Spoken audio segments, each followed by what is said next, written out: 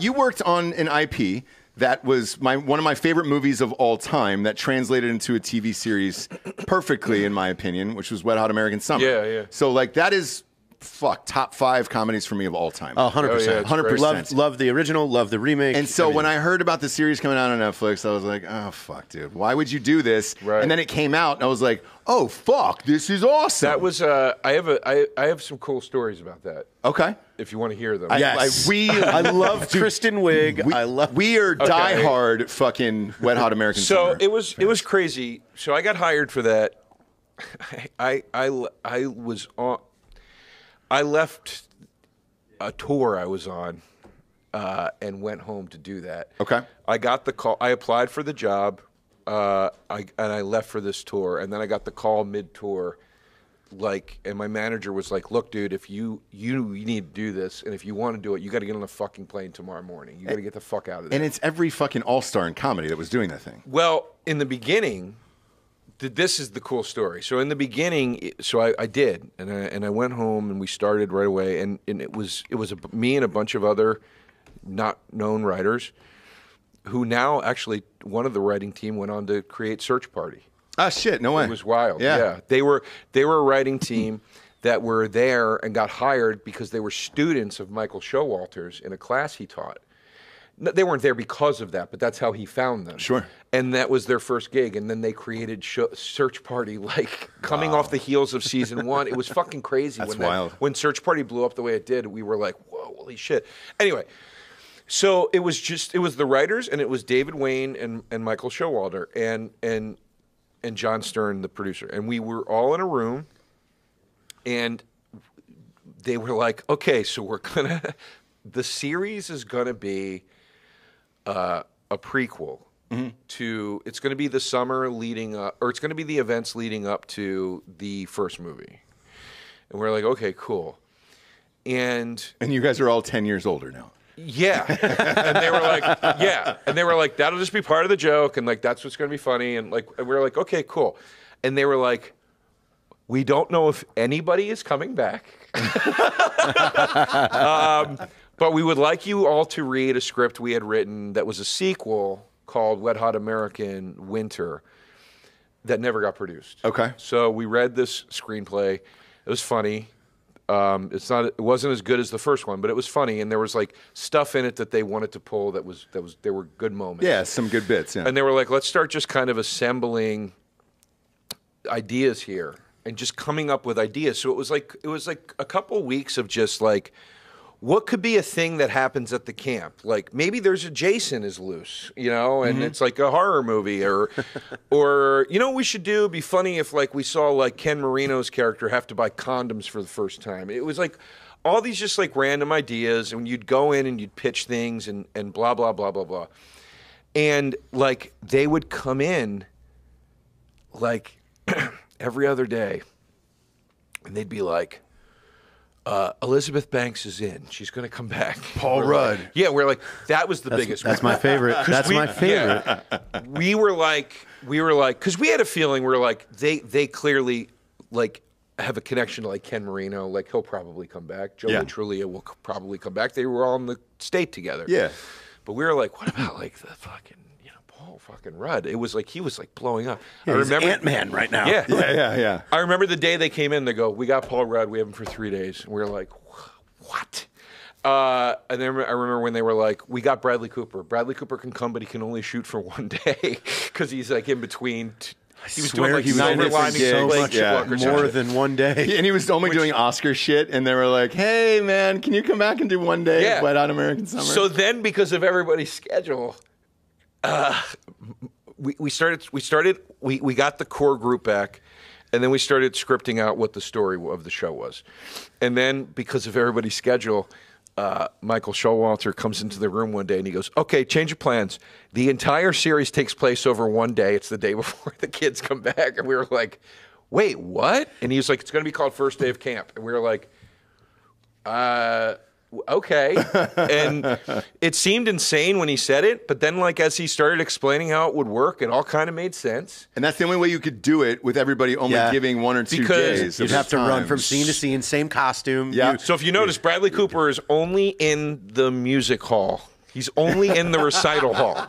Every scene shot in Him there. and Amy Poehler are only in the recital way hall. to solve these problems. It is, Yeah. Like, it was super fucking creative. Like, and then that was what it was. And then like things. I remember originally the David Hyde Pierce character. He was through the whole thing. There was like a whole crazy like storyline with him getting divorced and moving to the camp and all that stuff. And then it ended up just being the cold open to one episode was David Hyde Pierce's story. That's so for funny. 6 minutes, and then that was it. Okay, best line of the entire series was Paul Rudd's, "You want a slice of this long, greasy dick?" Who wrote that one? Not me. Damn it! I was Not really me. hoping that was you. Not me. No, I don't remember what I had my hands in and what I didn't. I know one thing that I definitely wrote a big chunk of was Jesus, I'm blanking on who was who. I think Elizabeth Banks was the undercover music critic or something. Yeah. I remember writing a lot of her big finale speech where she's like, and you're backstage doing coke off of Steven Tyler's dick. I remember like when I went to the premiere and because they played the entire thing for us. Sure. At the premiere and I remember like seeing that on the big screen and I was like, oh wow. Like, I remember saying that to my buddy Dan Klein. And like I can actually like taste that too. Steven Tyler's dick always just smells like cigarettes. Well, not only that, but he's getting sued now. So like it was Tyler a great is? line in advance. Yeah. Steven Tyler? Steven Tyler, yeah. What do For you mean? Aerosmith? Yeah. Yeah. He's getting sued from Aerosmith? No, he's getting sued from a 16-year-old girl that he fucking married. Oh, he's getting like Me Too'd.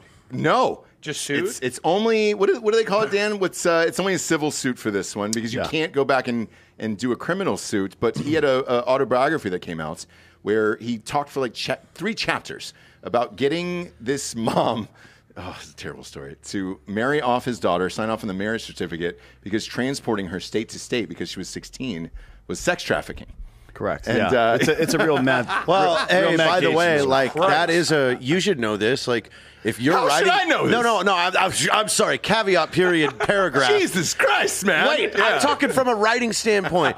It's if you write something in a nonfiction book that contains somebody else, even if you change the name, but they can identify all the details Yes. as them, Yep. they can go back and go after you. How? So like, Yeah. There's it's a just book. it's a weird. There's fucking, a book by O.J. Simpson called "If I Did It." Yep. Yeah. So what the fuck? Well, they did.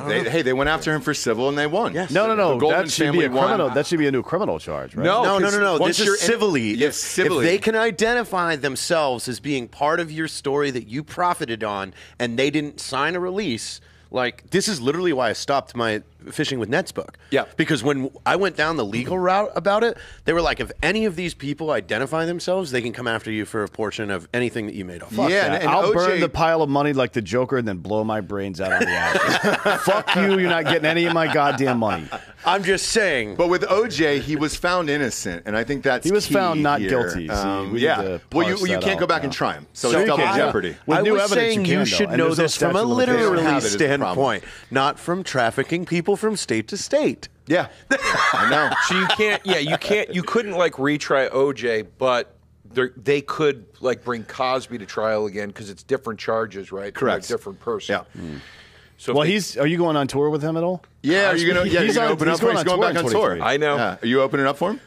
No, You're but, both Pennsylvania guys, so I figured, No, Yeah, big I- Philly guys? He announced that like they're making a big stink of it now. He announced that like a year and a half ago. He said Sure, that. but now he's ready. That he's going on know, tour? I- Bill yeah. Cosby's going I on am tour. going I thought he was to still in go. jail. You're gonna go?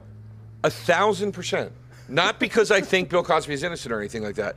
Because I want to see what the fuck is going to come out of his mouth. Yeah. Yeah, that Okay. would be. I can't. I mean, this is nuts. It's just a helicopter. You're fine. Oh, it's a helicopter. Okay, gotcha. Yeah, he's just taking it on. It's not a big deal. This is nuts. Yeah. Like if it was like, I'm trying to think.